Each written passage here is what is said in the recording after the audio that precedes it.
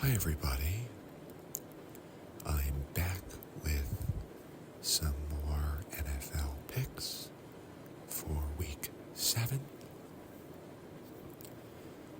I took a week off last week just because I haven't been super successful and I thought it made sense to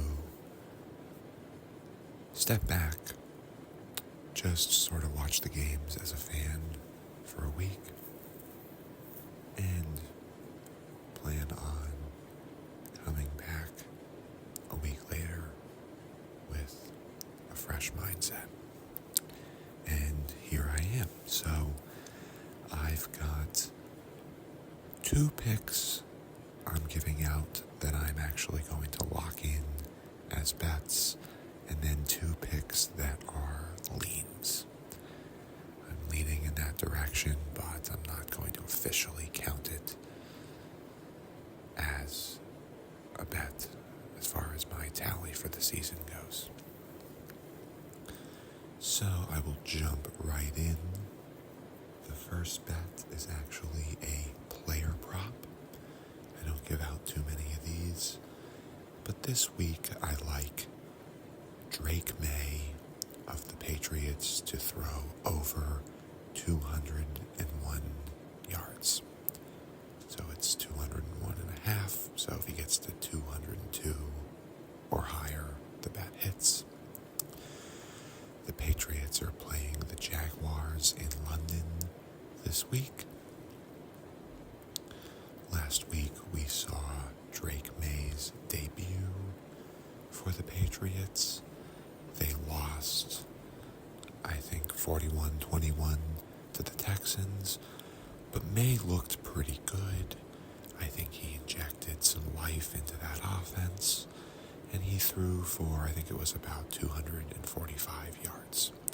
So, well over the 201 he's projected to get this weekend. I'm going to ride the Maye train and say he gets over that again this week. I think the Jaguars' defense is not nearly as strong as the Texans. I understand that some of the numbers Maye put up last week were in quote-unquote garbage time when the game was out of hand and maybe Houston wasn't pressuring as much.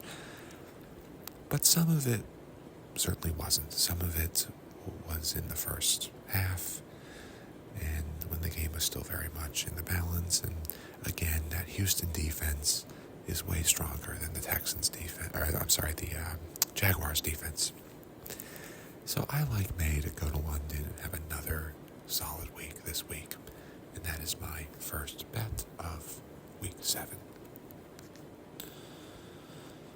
And my second bet is the Kansas City Chiefs money line.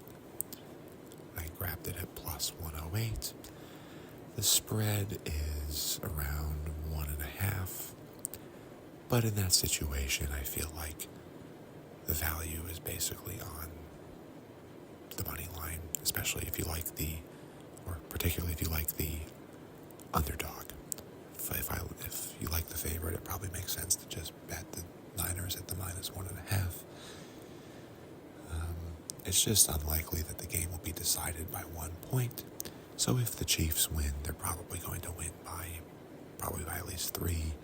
And it just makes sense to get the extra payout at the plus 108. But I like the trend of Andy Reid coming off a bye. I saw somewhere that he's actually only 1-4 against the spread in his last 5 games off a bye, but I think that speaks more to the Chiefs maybe being big favorites and not quite covering the spread, but still winning the games. I think he's 21-4 in his career straight up in games after a bye week. And, in this case, they would just have to win in order for that bet to hit. There is no large spread they have to Jaguars a pretty good record. And the Andy Reid angle aside, I just think the Chiefs are the better team. I think the Niners have been looking shaky for a lot of the year. They, I guess, in some ways have a mini bye week themselves, coming off the Thursday night game last week, where they beat the Seahawks pretty handily. I think it was 36-24.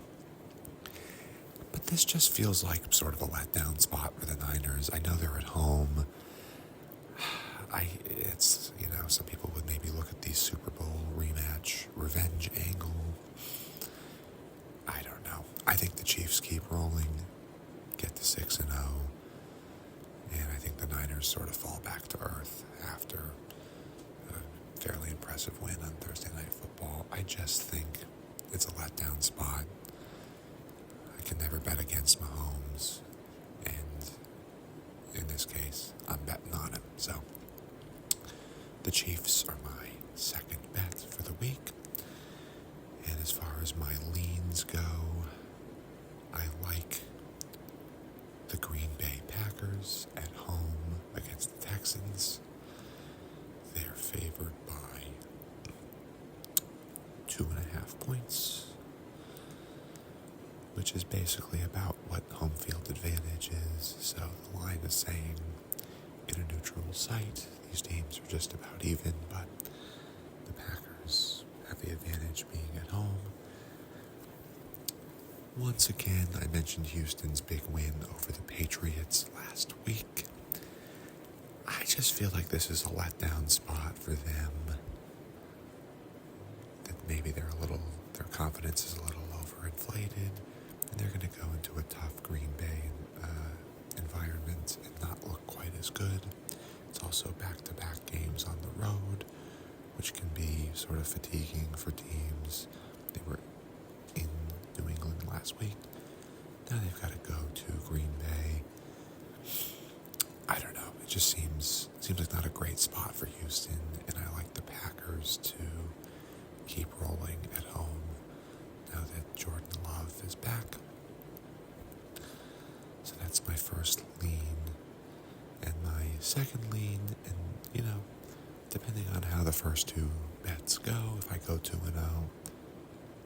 we'll see if I decide to go for this one. But I like the Chargers on Monday Night Football over the Cardinals.